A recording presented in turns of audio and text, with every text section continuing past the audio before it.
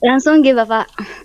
Ya, langsung kepada apa yang dilakukan oleh Husinah berkaitan dengan judulnya. Kalau pendahuluan sudah tadi sama Rina Eza.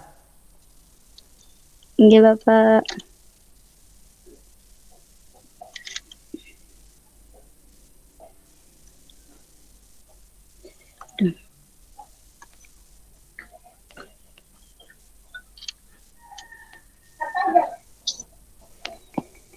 Hmm. Baik, Bismillahirrahmanirrahim. Di sini judul dari laporan saya itu implementasi akad terhentas dili pada produk pembiayaan di KFS PPS BMTNU cabang 10. Hmm. Hmm. Yang pertama yaitu Rahan.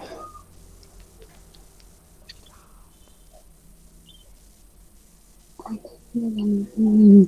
Rahan atau gadai yaitu adalah salah satu produk pembiayaan yang ada di KS PPS BMT NU cabang 10. Produk pembiayaan Rahan sendiri itu dibagi menjadi dua. Di KPS PPS BMT NU itu ada dua macam tentang Rahan. Produk Rahannya yang pertama itu Rahan Hiazi, yang kedua Rahan Tasgili. Nah, di sini saya lebih fokus ke Rahan Tasgili. Keuntungan yang diperoleh saat melakukan rentas gili yaitu bisa mendapat pinjaman tanpa harus menjual barang dengan ujroh yang relatif murah.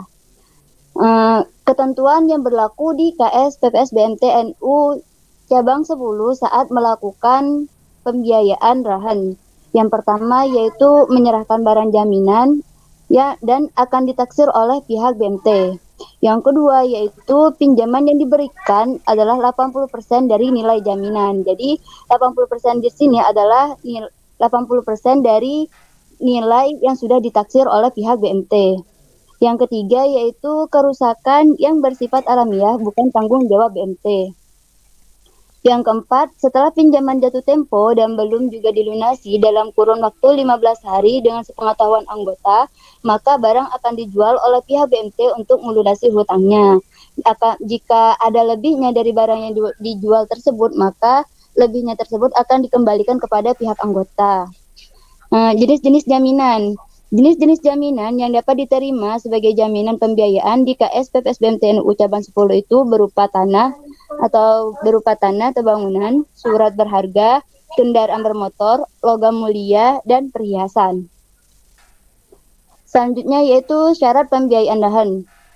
Eh, Syarat yang harus dipenuhi oleh anggota jika ingin mengajukan pembiayaan lahan pada pihak KSPPS BMTNU cabang 10 yaitu sebagai berikut. Yang pertama yaitu mengisi aplikasi permohonan pembiayaan baik di kantor cabang atau secara online melalui aplikasi BMTNU Keren. Yang kedua yaitu mengisi form sistem informasi mitra SIM. Yang ketiga yaitu menjadi anggota KSPPS BMTNU cabang 10 BNU Jawa Timur. Yang keempat yaitu memiliki tabungan aktif di BMTNU Jawa Timur. Yang selanjutnya itu bersedia diwawancarai, dilakukan survei usaha serta kelayakan dan dinilai jaminannya. Selanjutnya yaitu menyerahkan bukti kepemilikan barang jaminan berupa sertifikat tanah atau bangunan, BPKB mobil atau motor, SK pertama dan terakhir pengangkatan PNS atau jaminan tabungan atas nama perorangan atau lembaga. Ya, ini yang PNS apabila ada seperti itu. Yang selanjutnya bersedia menyerahkan fotokopi KTP atau SIM atau Kartanu dan kartu tanda pengenal lainnya dan serta persyaratan administrasi lainnya yang ditentukan di kemudian hari. Alur pembiayaan Rahan. Saat anggota ingin mengajukan pembiayaan Rahan, maka alurnya sebagai berikut. Yang pertama itu nasabah datang ke kantor BMT, kantor BMT, terus menghadap ke customer service.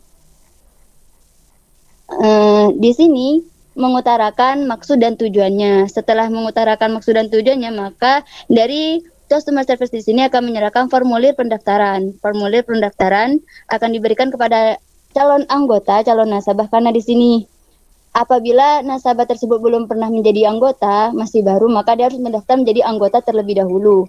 Nah, setelah selesai diisi dan ditandatangani atau dicap jempol, maka data tersebut akan langsung diinput oleh pihak customer service.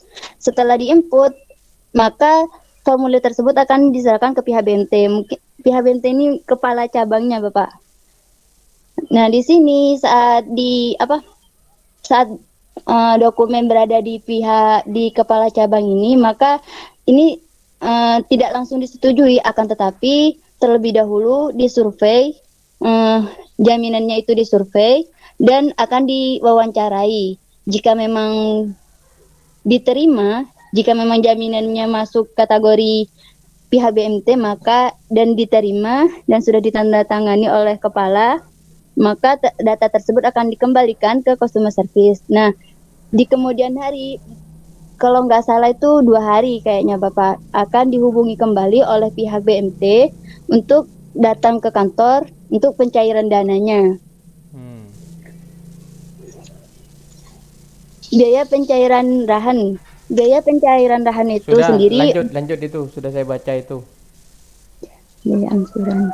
Sudah ya. Baik. Udah Bapak. Yang pertama, rahan itu apa artinya? Hosina. Rahan itu gadai Bapak. Gadai ya. Ya, Rahan itu adalah gadai. Oke. Sekarang yang bisa diterima di BMT mana? Di BMT NU itu barang apa? yang tadi itu Pak, seperti sertifikat tanah, bangunan, BPKB motor, dan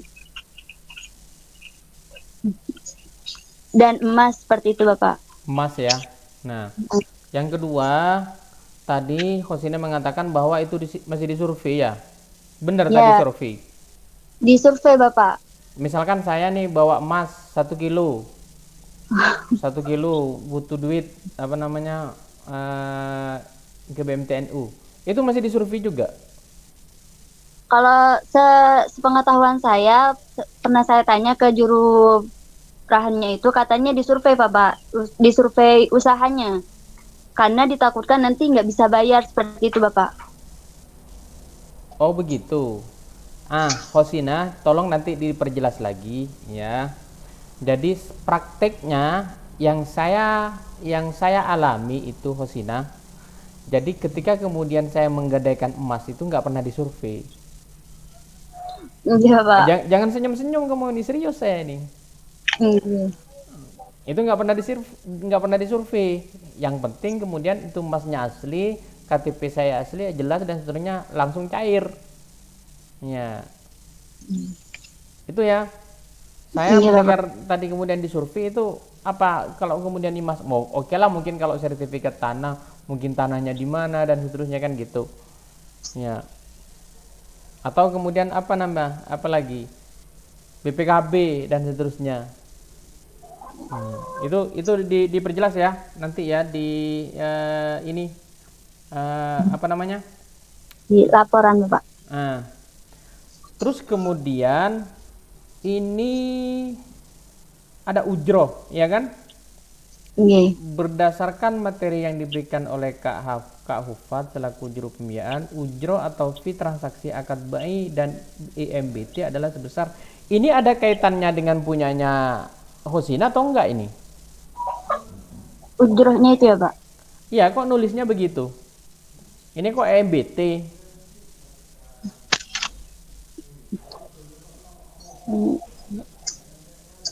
Keliru ini, kayaknya usah magang lagi nih sini nih. Nanti saya perbaiki lagi Bapak. Nah, cemana ini kamu ini ya? Iya. Apa ini namanya? Terus kemudian, nah, oke, yang namanya gadai, tadi kan rahan tasjili yang kamu ini tadi ya. Iya Bapak. Yang di BMTNU itu hanya rahan tasjili. Tidak Bapak, ada rohan hiasi dan rohan tasjili. Seperti itu Bapak. Oh. Coba kalau contohnya rahan jazi itu kayak apa? Rohan hiasi yang seperti emas tadi itu Pak. Penggadaian emas itu termasuk rohan hiasi. Jazi. Kalau yang tasjili? Rohan tasjili itu seperti ini, yang BPKB motor, sertifikat tanah, seperti itu. Gitu. Berarti kan ini punya siapa, Hosina kan hanya fokus kepada Arhan Tasjili, ya. Iya, Bapak. Benar ya? Iya. Ya. Oke, sekarang kalau berbicara tentang Rahan tadi itu kan gadai kan gitu ya. Sekarang BMT itu dapat pendapatannya dari mana, Hosina? Pendapatannya BMT itu dari ujrohnya itu, Bapak. Ujroh apa? Ujroh dari biaya ini, dari biaya perawatan, biaya Biaya keamanan. biaya keamanan. Iya kan itu dititipkan, Bapak, penitipan. Misal Nah, biaya penitipan ya, itu disampaikan nggak ketika waktu pertama kali itu?